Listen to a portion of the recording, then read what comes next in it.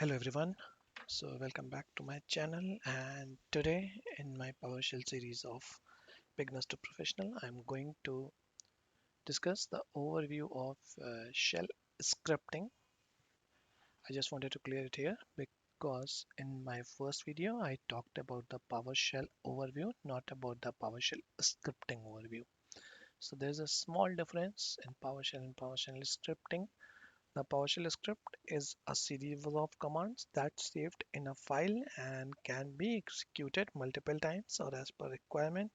And the PowerShell commandlets are the single set of commands that you have to execute at your PowerShell window. So, okay, and what are the PowerShell get module? What is the, and then what all other modules? We can check it out here.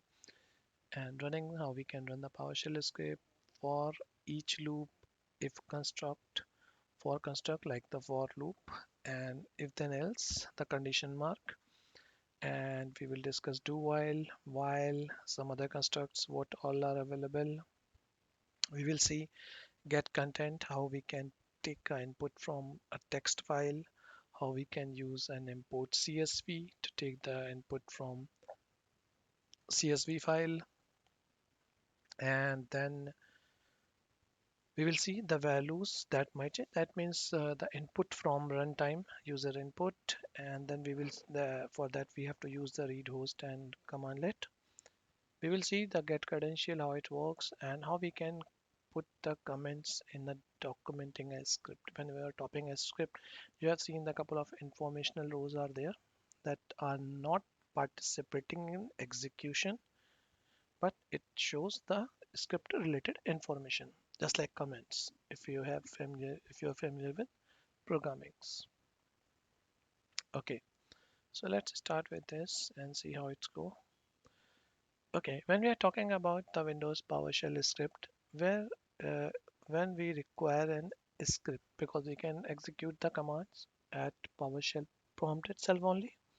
But whenever you have to repeat a set of activities, you have to repeat a set of tasks, you have in some complex activities where you want that it should be placed and stored, and then you can use that as well as for the reporting purpose. When you have to create some reports, you can schedule some tasks.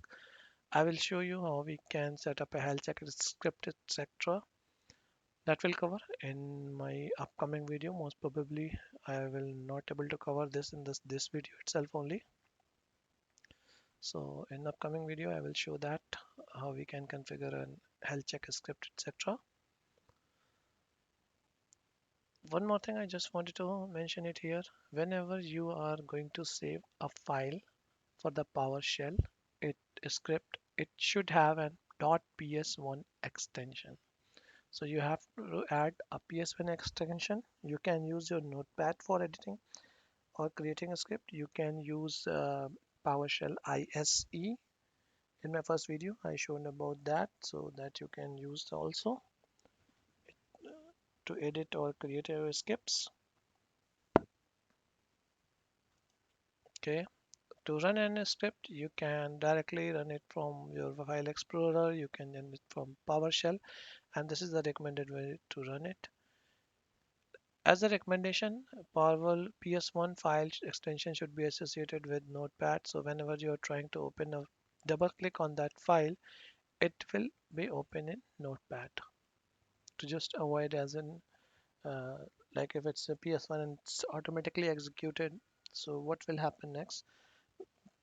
If you just want to view that script and suddenly you have run that, so to just avoid this kind of things, mainly the PS1 scripts are associated with a notepad in your app in the server. It's not getting directly executed.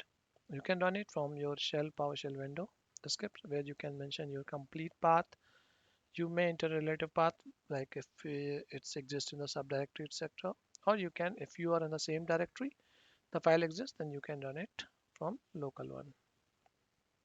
I will show how we can run these files and scripts and how we can create it. Okay, Now, one of the best loop which is available as in for each. For each is basically working on the base of array item. You may refer my last video or last part related to PowerShell beginners to professional series. In my last part of this video, beginners professional series of PowerShell, I have shown the what exactly array is and how the array is working. So when you have a set of users, set of array for this, you may use Windows, you may use a for each loop, and with the help of for each loop, you can execute the each contents in the entire array list. So you can use that, and you can display it, you can execute it. I will show how we can do that, and all this most probably in the last of this video or couple of mid section of this video. I will show a couple of things in scripting format. Okay, let's start. Okay, then we have an if construct or if else. Else is an optional one. You can continue with if else or if in this form. So you can see this is an if then else for structure where you can implement conditions. You may refer my video for comparison operators like LE, what is LE, what is EQ, all this. I have given this information in my beginners to professional series part 3 of this series video, where you will get the comparison operators view details in my part 3 of this series. So for LE, EQ, the kind of things like less than, greater than, equal to, all these you can compare it. Free space here is just as in variable, so you may take in anything, that it's up to you. So let me quickly go and show you some examples related to this. So let me just quickly on okay before going to for. So let me quickly show you. Okay, so this is my uh, Windows PowerShell window. Now I have to write an script, so I'm going to open a notepad. In the notepad, I will write an script and save it. So okay,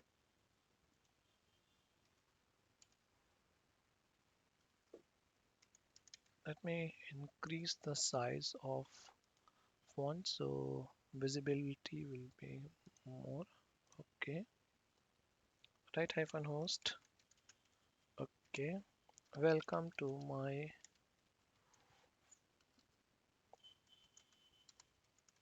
first script.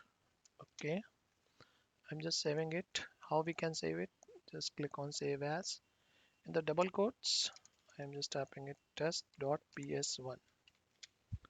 Okay, and I'm going to save it in C drive ps script folder. So you can see test.ps1. Let me quickly save it here. Okay, make sure that you should save in double quotation, then only it will be saved as ps1 like this. You should not save directly without double quotation, then it will notepad will automatically convert it to .txt. So now I'm just on a C drive right now, so I need to give the complete path, that is ps script folder, and then my text file, that is ps1. Welcome to my first script. Okay, if I go at the same location, I open that directory. Now I can directly run it, file this text one. Okay, now I'm just adding one more command here, that is ms-dos command cls. So what it will do, it will clear my screen and then display the text. All right. Okay, so let me quickly add one more line here. Right host, the commandlet I have already confirmed you in last video. It's basically used to display the text on your screen. Now I'm just adding it a little bit more clear. Okay, So this is what I have configured here. Now I'm just going to check it out if then else construct. How we can configure it? I have taken a variable dollar $var1. var1 my is variable or okay is equal to 10. If I put a command if and with if commandlets I need to put the condition like whatever I want to check I can set it here. So how we have to set it, like if I'm just going to compare the value of x, what exactly of value x will do and go. Okay, so x that is sorry not x, value of var1. Thought maybe I've taken it x, but here you can see the var1, and if var1 is less than 10 or I'm taking it greater than 10, 20 is better. Okay, if it's a greater than 20, then what action it will do, that will be placed here. So what action I just wanted to show, that I want to display it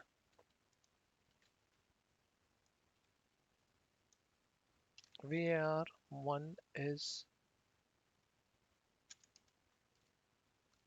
greater than 10. Okay,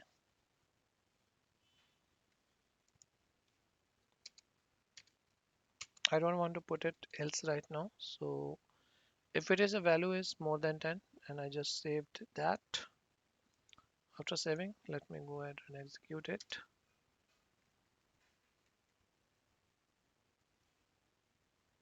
Nothing happened. Why? Because var value of 10 is not greater than 20. Okay, let me quickly add else here. Else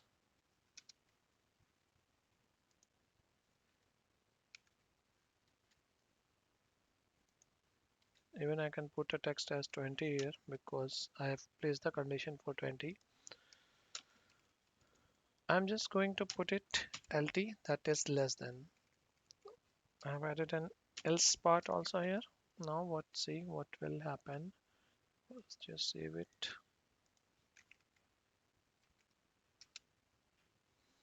It's showing the value is less than 20 because I have added a else part. Now I'm just going to put the value as 30 for var1. See what happened next.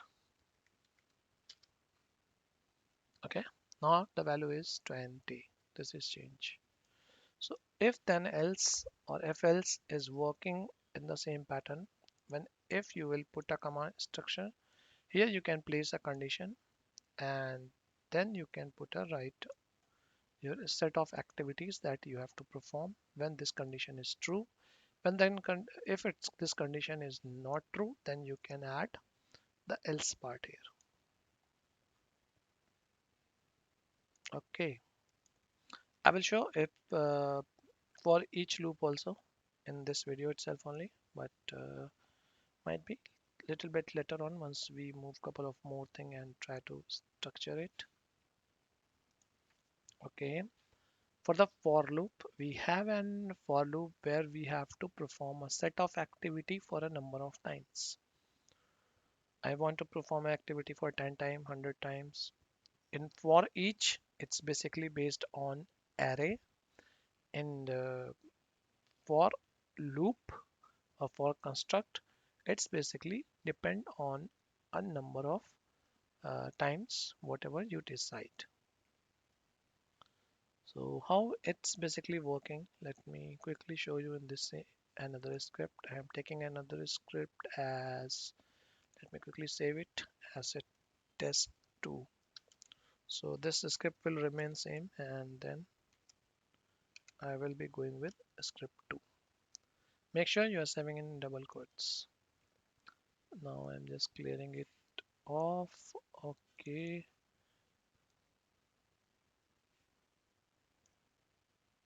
let's remove all these two, or I can put it for loop.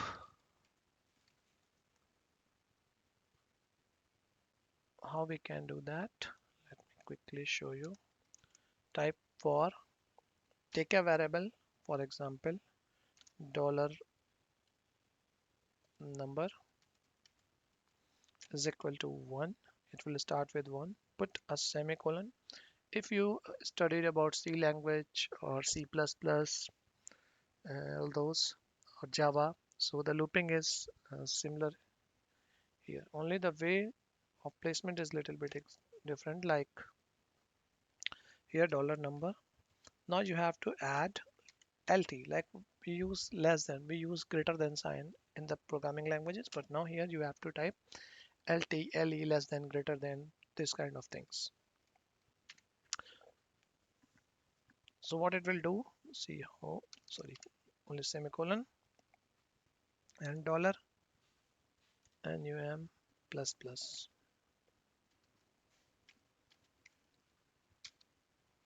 In the for block, the same one is available.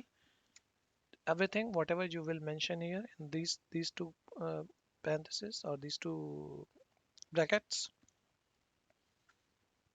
it will execute the same. So what I am going to put it here, I'm just going to enter it number is equal to dollar num. Okay, so what it will do, when I execute this, it will show that these two on the screen as a message. Then it will run the loop from 1 to, sorry, not 1. Okay, so let me quickly save it and try to execute it. My script is now, the name of the script is test2. So running it. So what it has done, it's checked less than equal to 10 because I have not taken a less than only. Less than is LT and I have taken a LE, that is less than equal to 10. So it will display the numbers from 1 to 10. Sample is small program related to for loop. I will utilize all these loopings and structure in upcoming video, how in complete detailed writing of scripts. In a similar way, we have an do while and the do loop where you can, like this one is answer. So answer is a variable that you have to place or define it at the top, and same as do until. Do until will do when you enter a value of a specific component. For example, if I have to use do while here, I can use the do and while the condition. Apart from that, this number would be placed it here. Do and do whiles are used when you have to take a user input, like for example, continue until yes, continue until no. I will create a couple of similar kind of uh, scripting videos, so where you will come to know where I can use the do while and do while or do until. But the working and strategy both are same for do while as well as for. If I put this here as a variable, so it will just like this answer or this answer variable. You can put it here. You can put the condition like this. This condition will move to this location and the change in value can be written here. Or you may execute this block to while write host can block to process, and then once you put whatever value you put in your answer, it will be displayed here. I will show how we can take an user input at runtime and then accordingly execute it. Same as we have an while also. Do while, do until, and while. In while you can just place the condition and set of actions. Okay, the other one is get-content. Get-content is used to fetch the contents from a file. If I have written something in the file and I want that to take the values from there. Let me quickly show you one example. I am going in my folder where I have saved a couple of files. I am just going to create a text file like comp name, computer names. Okay, In this I place couple of name dc1, okay, svr1, svr2, svr3, cl1, cl2. Okay, I saved that file. Okay, now I'm going to write an script for this to fetch the contents from the file. Okay, let me quickly save this file with the next name as a test3. I'm saving it .ps1. Okay, so what I have to do it here and how we can fetch it out, get-content. It's basically used to retrieve data from your text file if you're talking about get-contents. So let me quickly show you. Okay,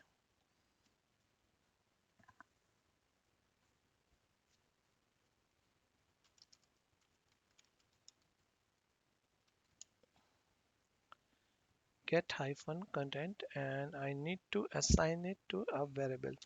So I have taken it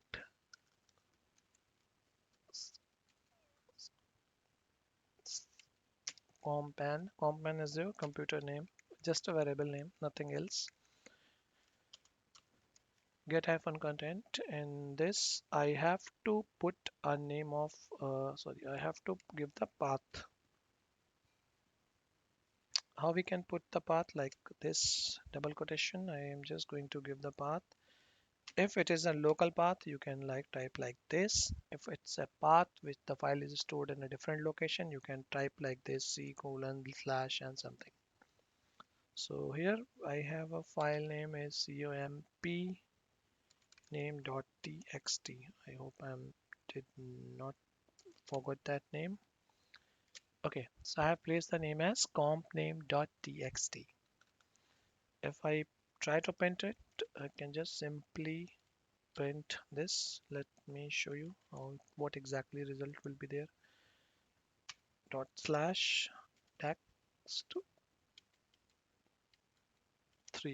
Text3 is my file. So it's shown all the names together which I have placed in the text. Now what else I can do it with the this? How we can change it and how we can do some add-ons in this. Let's see. I'm going to show you the commands which we have used. I think for each loop in the same like we have taken a set of content from here. It's just like as an array, and what I'm going to do it here, I'm going to consolidate the for each for all the computers. So how it will go, let me quickly add for each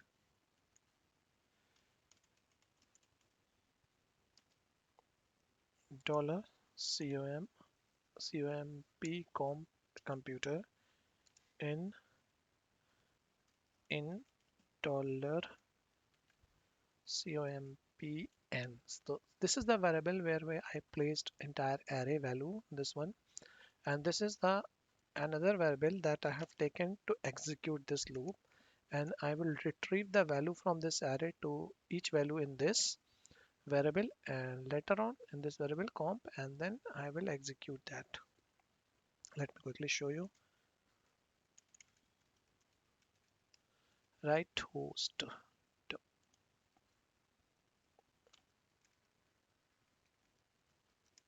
Okay,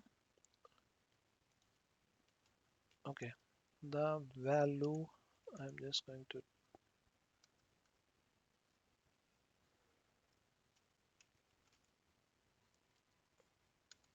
let me quickly take one more variable just to show you how it is going. I have taken a variable named as I equal to 1. So every time the value of I will also get changed. How it will change? Let me show. Value of I is equal to $I and comp value of comp is equal to dollar comp. Okay, so you can see it what I have done. I have created a loop for each where I place this entire array here. This one, I placed it here, and then I've taken another variable to pull the values from this array one by one. For each value, it will put it here, and then it will display the value. Let's see how it will go. I just go and save that file in txt3. Okay, test3. In test3, what will you can see the value of I is getting 111, and this is still this because I have not changed the value of I. To change the value of I, what I will do, dollar I is equal to dollar I plus 1. Okay, so let me re-execute the same. So it's 1 2 3 4 5 6, and all 6 details are there. Now what would be the use of this for each? Suppose you have a set of servers, which I have taken it here, and I want to check the disk space on all these 6 servers. I can take a command, put a command here, just check the get disk space and display the disk space for all this. I want to check the drives, location, lot of things, service status. So whenever you're writing a script for detailed programming in PowerShell, you can utilize this for each uh, structure. I will show you how can we create health check or the similar kind of scripts where we can utilize this for each. Okay, with the get contents, now I have an option. Let me quickly, okay. With the get contents, you can take a file, whatever in the text file format. Then we have an import CSV option available. With the import CSV, you must have an CSV file available with that location, and you can use that file to get the data from there. So let me quickly show you how we can take it. CSV. First, I need to create a CSV file because in this location I don't have a CSV file right now. How can we create a CSV file? Or let me quickly try to export the user details. Okay, let me what I will do. Let me quickly export my user account details, and then with the help of those user account details, I will show you what we can do or how we can use a CSV file uh, with the import CSV. How can we do that? Okay, what first I will do? I will export my user details. Okay, let me quickly export it because I have just shown you we don't have a CSV file right now. Text file I have created earlier in this video only. So let me get ad user, okay, hyphen filter star, and then I'm just going to create a CSV file. Select object name and export it to CSV. You may refer my previous video where I have shown the export CSV command and everything. I'm exporting it in the same location, that is in the this directory, otherwise I can mention the complete path. So users dot CSV. Okay, so now I've exported this file. Let me see if it is created or not. Okay, so this is the user.csv file is created where I've exported all the users from AD, this one. Okay, let me quickly utilize this file, how we can use it. So I'm just going back on my notepad. Let me quickly save it, this file as a different name. So my older script still remains same. Okay, test4.ps1, and I'm still saving it now. Okay, so here I have to import it. So what I've done, got hyphen content. Instead of this, I need to use a command, get import hyphen CSV,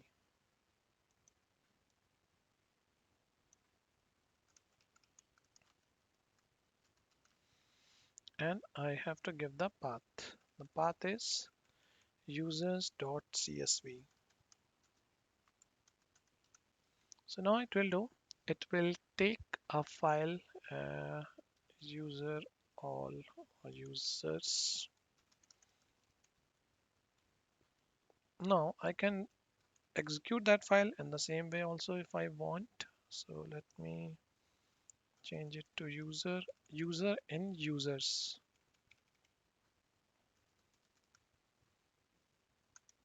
Okay, I can display the value of that. Let me quickly execute it and see what happened.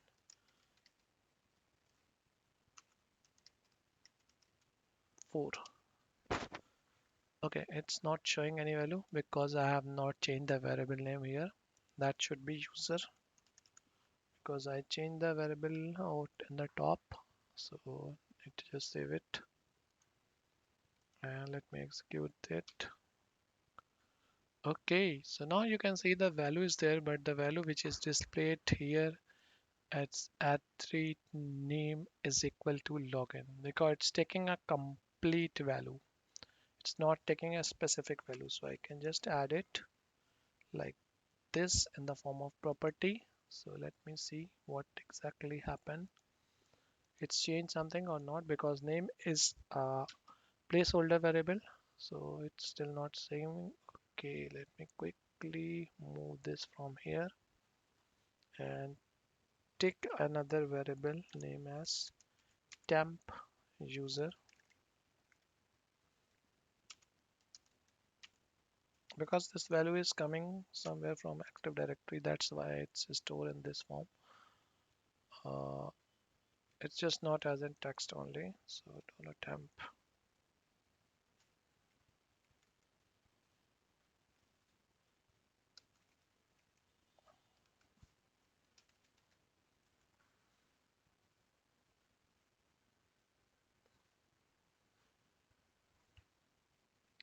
Okay, save it. Okay, so because it was taking a complete value, not as in text string value. So that's why I have to assign this in the temp user, and then I have displayed it here. It was in double quotation, so that's why it's not getting executed.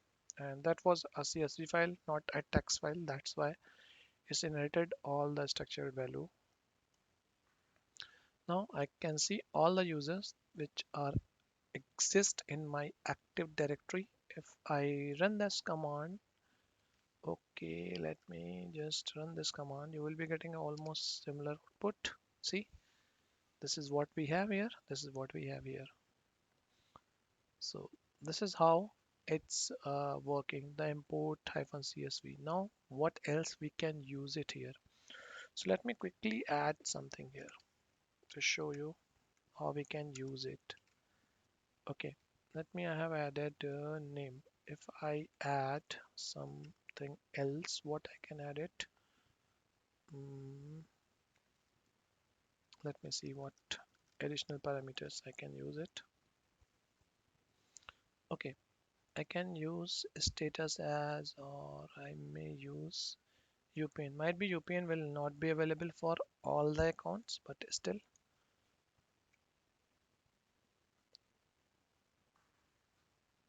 I need to export that, and then in the same way, if I export it in a file name, comma, okay, yeah, like I'm going to use it here, new users, and in the new users, I'm exporting it name along with user principal names. So Let me go and show you what we have executed in new users file. So name and UPN. UPN is not with all the users. That's why you can't see it here. In a couple of users, like here you can see the UPN is not there, and here it's also not there. So that's why it's not exported in the file, but not an issue for us. So let me quickly add here new users.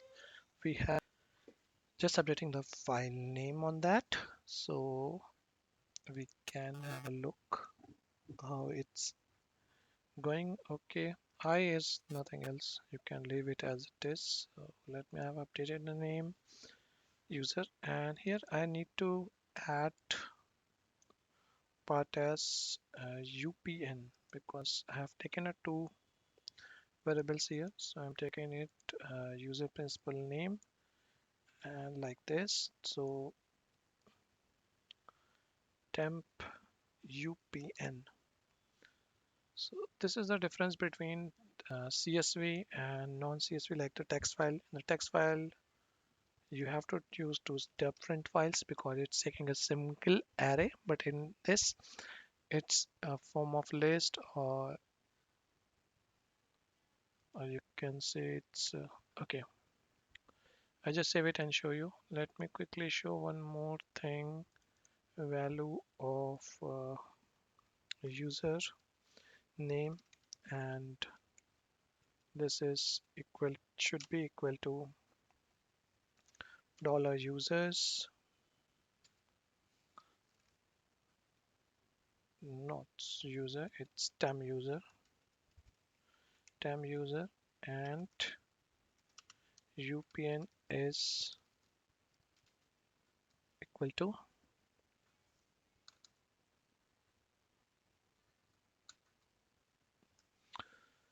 Okay, so this is just an formatting. Whatever you want, you can put it. I think I have not missed any name or something. Let me quickly execute this script. Sorry. Okay, so the script is test 4. It will happen. Okay, so you can see it here. We can see the name and then ampersand sign, and after that UPN. So UPNs are blank for the couple of users because the usernames are not placed over there. Like it's not in our text file, that is CSV file. That is not in our CSV file here. That's why the values are not there for UPN. So it will take as an individual columns as default as Excel format, and we can supply that, or we can use those values in this form, like dot name dot UPN, and whatever the parameter value we choose here in the text file here, whatever choose here, we can use this as a property to call the value for that particular column.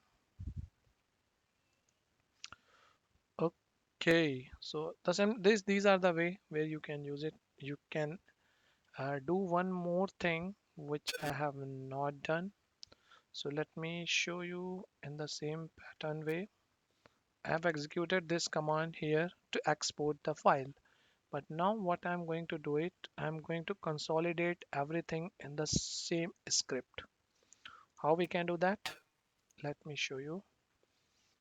Okay, not this one. This is my text file. Let me quickly save it as a test 5. And this is the real type of script that people use to execute in the environment. So I have saved that as a text 5. I'm executing a command, this one, and I'm taking of renaming this file as runtime. Okay, I'm executing this. So let me, I'm importing the value from the same file. So let me see how it's going. Okay, let me quickly, and I'm just going to remove this. So I will just take it. Okay, let's give it save it and see the result. Right now you can see no such file exists, that is new users run. No such file exists because I have taken this in this script only. The name new user run.csv. Let's see what it will do. So I'm executing test 5, my script. See, the result is same. Yes, it would be same because the execution pattern and everything would be same. But now this script has created a new file, new users run, which I have taken it and I've executed this file in the this script only. So what it has done, it's taken a number of users and it's executed the value on this benefit. What exactly the benefit in this script? Suppose I have added a new user account here. Let me quickly add new user test. Okay, let me show you what exactly happened with this. So spltest.in and I'm just adding password.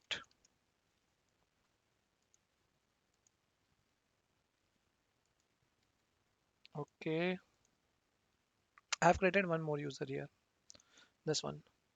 Now the thing whatever will be updated. See, right now you can see in the output not such user doesn't exist. New test user is not there and just now I have created. Now I'm re-executing this script. See, this is the new user is mentioned once again. So this is the beauty of this script once you supply the values at runtime. So here I have done nothing. So whenever if you have placed a similar script in your environment for any specific activity, the updations whatever getting updated, no manual intervention required. You have to just execute the script. It will automatically fetch and do the specific type of command.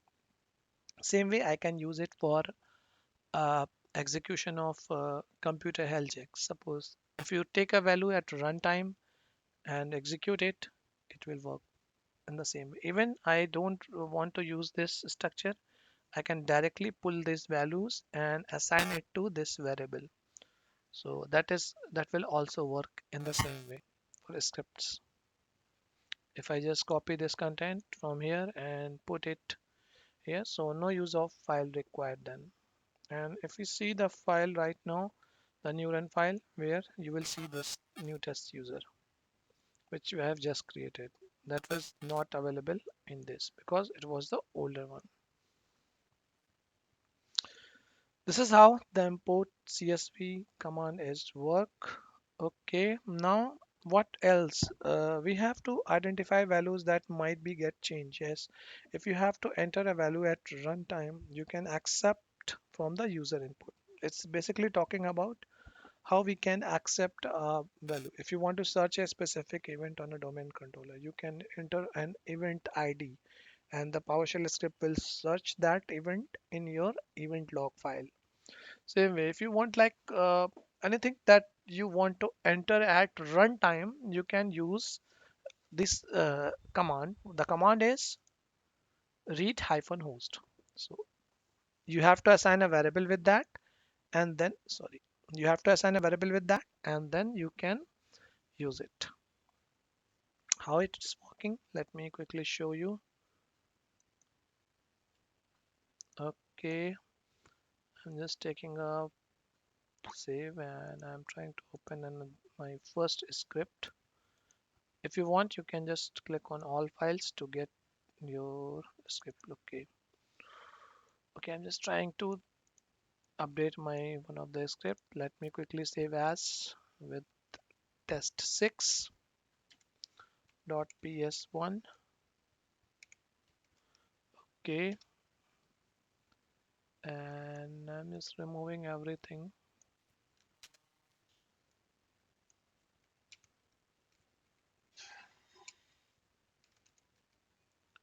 Read host. So, and I have to enter it dollar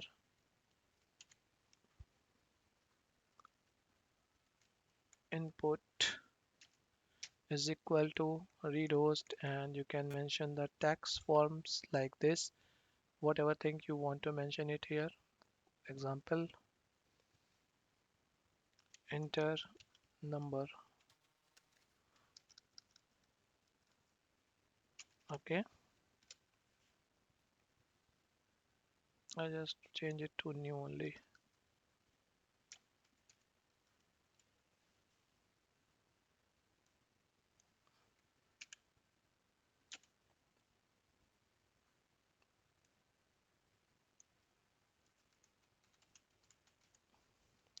Okay, it's done. Now I just go back on my prompt and entering it. It asking me to enter a number. I can enter a number it here and it displayed the number. Same as if I change it little bit more and updating this script with some.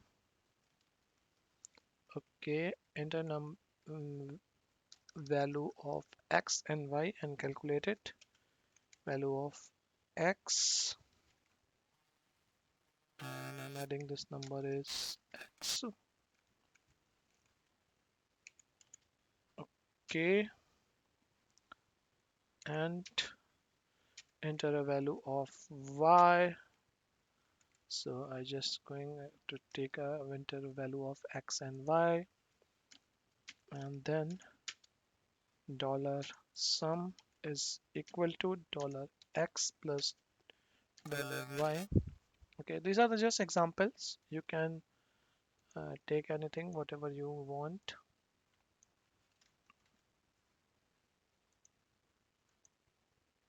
Okay, so let me quickly execute this. Test 6 thing is yes, it's test 6 my script. Okay, it's asking me to enter a value of x. I think it's spelling mistake with value, no issue. 10, 20. See the result is 20, 20 because it's not taken as a sum. Here I have take it's taking as a not as an integer. Now, what you can do it here, you can just add a form int. When you see the inputs are not as per your requirement, you can assign a variable type. It's adding this one as a script. It's not adding. It should be 30, but it's not giving me a 30. So what I have done, I have defined this variable. You can refer my video in professionals or beginners series where I have talked about various variable types. In that you will come to know how we can define a variable, how we can use those variable types like integers for doubles, etc., and strings. So now I just go and execute it and see. I think it's my fourth part of the same video where you will get all this information. Third or fourth part. I just not remember it. Anyways, I just saved that and now executing it. Value of enter 10, 20.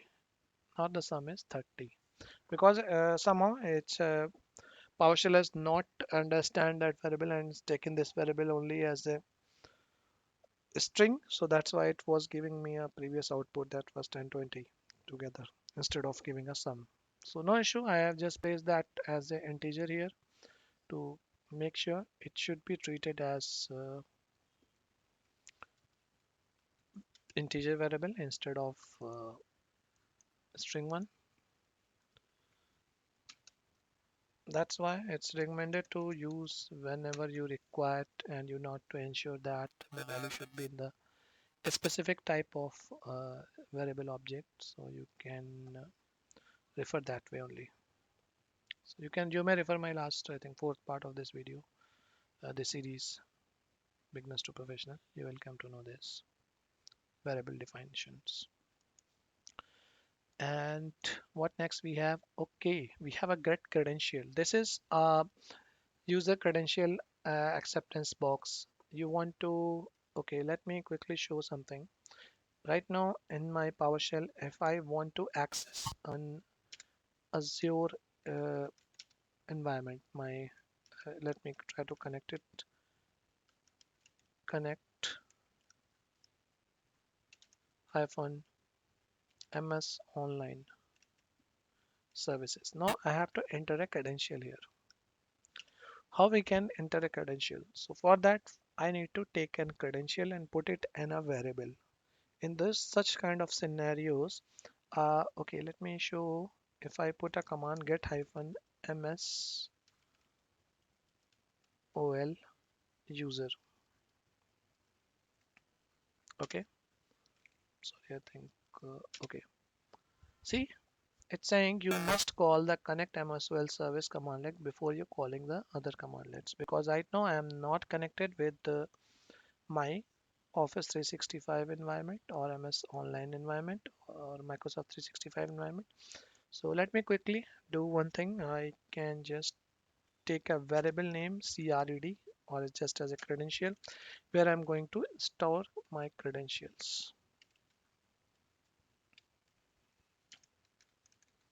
$CRED is equal to get hyphen. Okay, get hyphen credential. And it's asking me to enter a credential. Let me quickly enter it.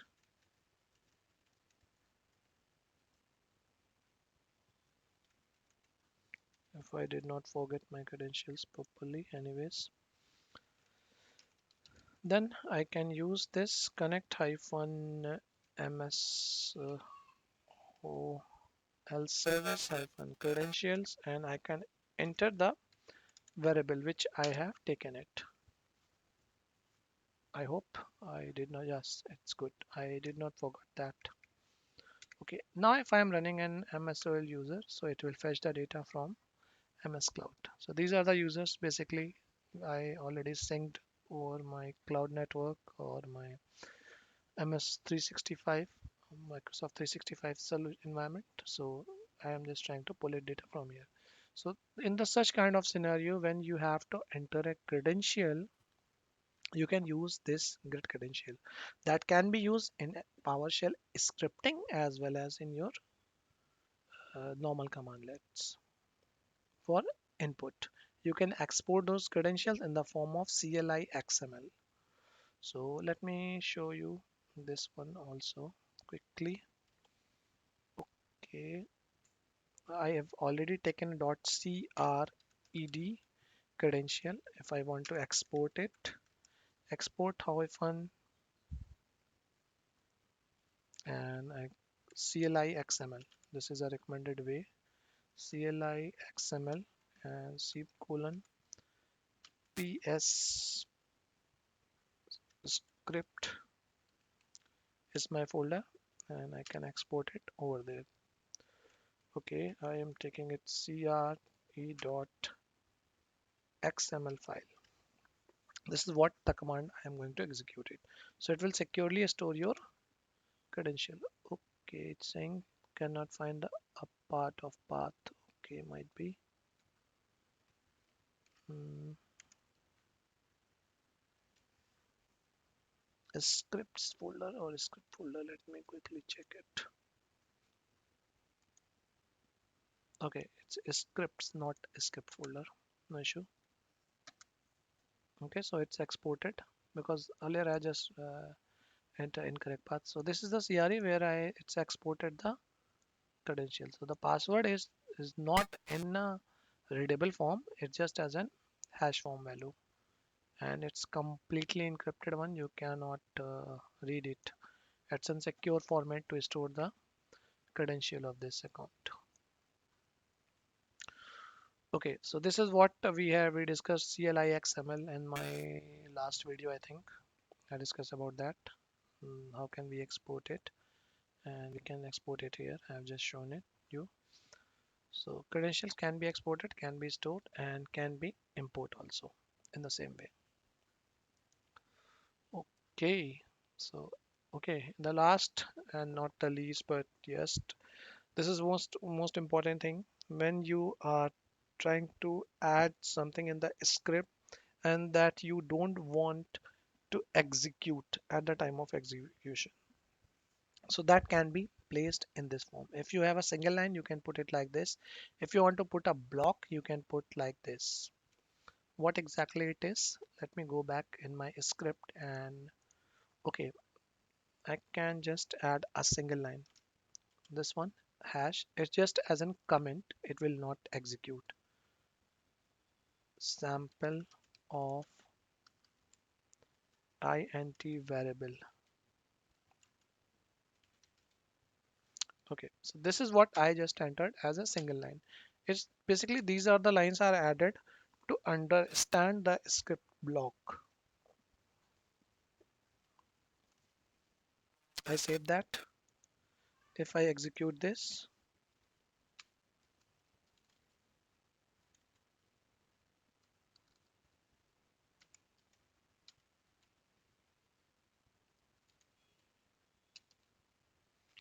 okay, the name is text6.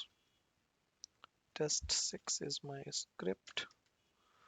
Okay, it's asking me a value. You can see you have not seen this text anywhere. Same as if I want to add a comment, then what happened? Let me quickly add it.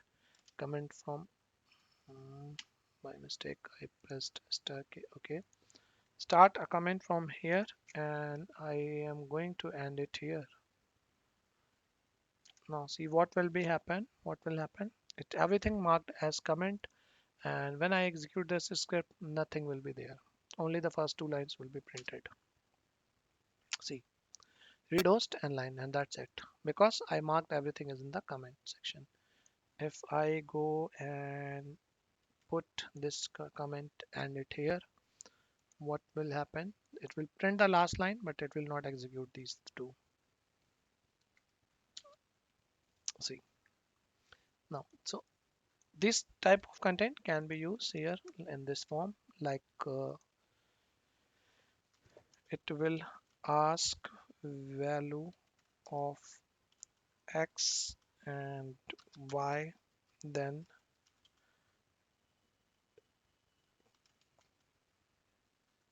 calculate sum. Okay, so I just need to add the two lines here. That's why what I have done, I have taken this block for the comment section. Let's skip now. If I execute this script, everything will go as it is, and it will not show these comments which I have mentioned. But someone who will read this text file or it's a script file, they will be able to understand what exactly you have written as a comment. Suppose if you want to add it here, please enter the value for x and y variables, and then it will calculate the sum or anything. Like if you are creating a script, you want to put computer name, username, informations, you can add it over there. How to add the username, how can you execute that script, the kind of things you can add it here. Okay. Okay, guys, so that's all about my entire uh, s- video of this PowerShell scripting. I hope you would like it, and please like and share it. If you have queries, you can just put a comment box section. You can just mention your queries. I will try to answer as soon as possible those queries. And do subscribe and watch my channel. Keep watching. Thank you so much. Have a good day. Bye bye.